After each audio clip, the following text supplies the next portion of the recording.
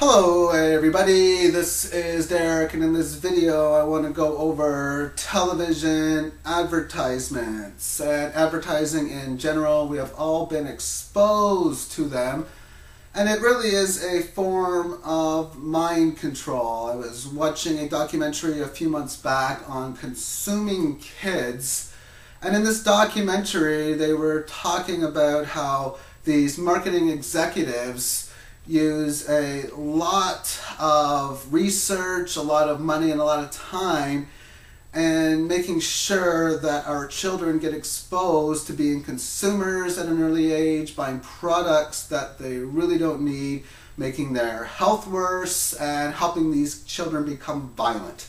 At least so it seems.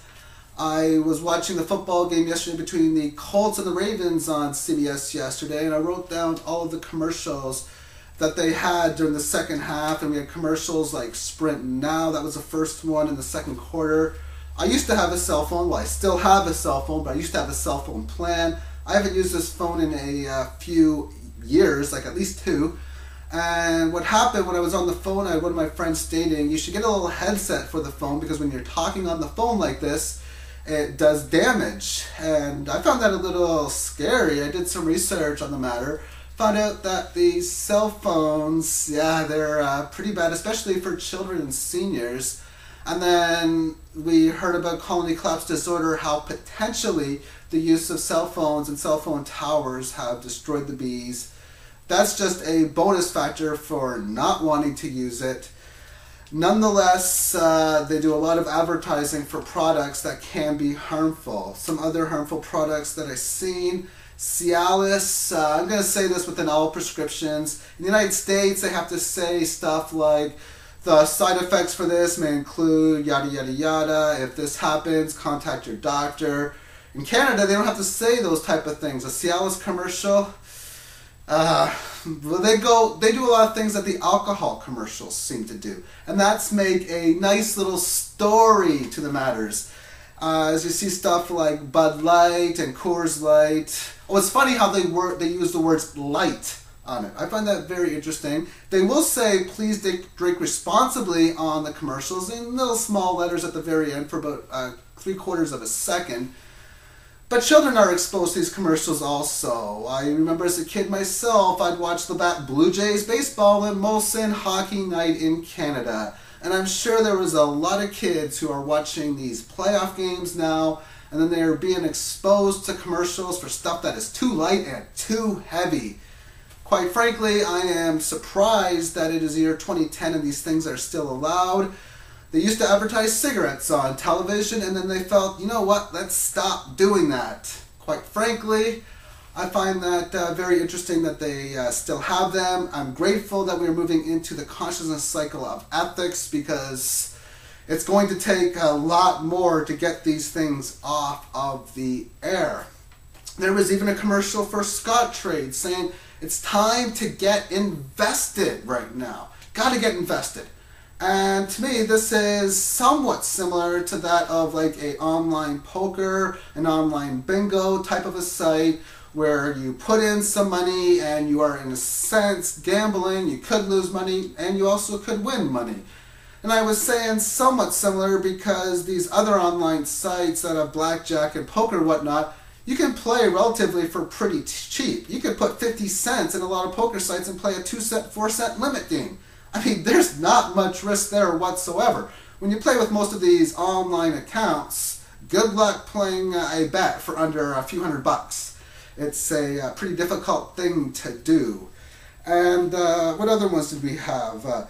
Different restaurants like Taco Bell, Subway, McDonald's. A lot of these fast food restaurants, you don't know what's in the food.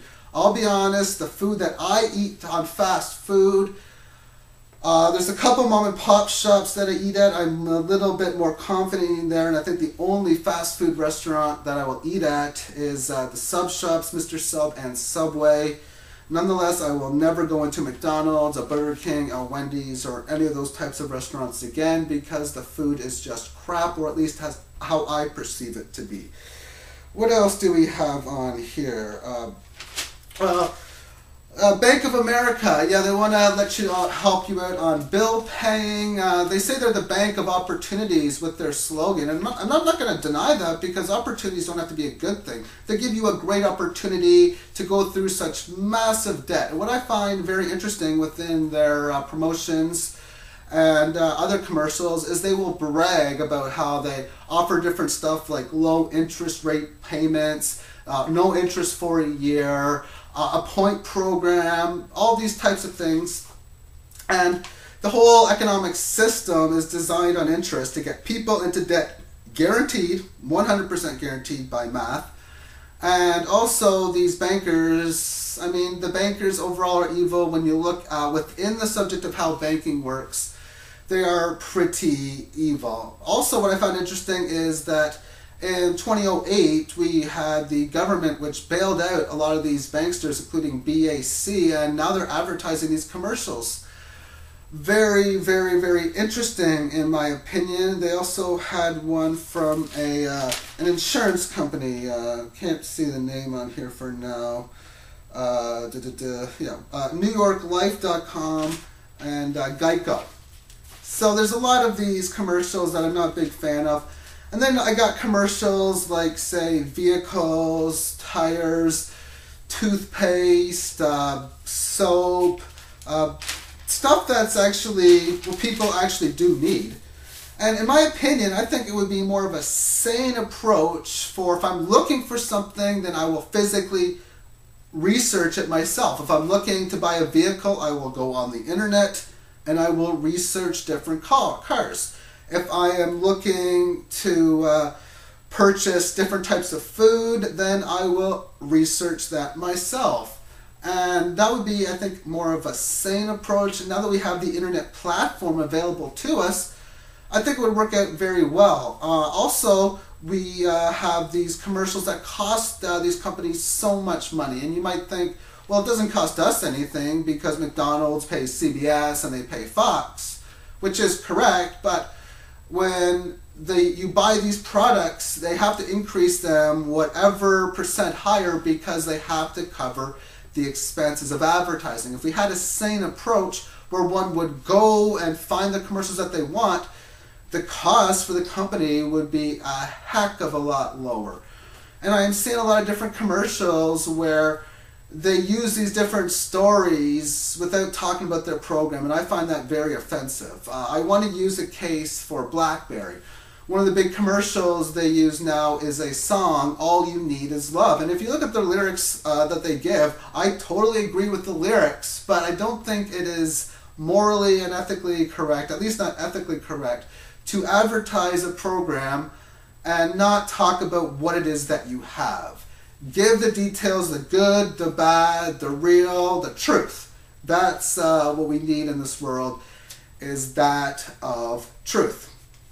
And I mean, I went to a Blue Jays game in 2007. This was the first game I went to at the former Skydome, which is now called the Rogers Center, since 1993. I find that interesting. It used to be called Skydome, and then they changed it to Rogers Center. There was more advertising. And I got to admit, during that game, I was very distracted by the advertisements at the game.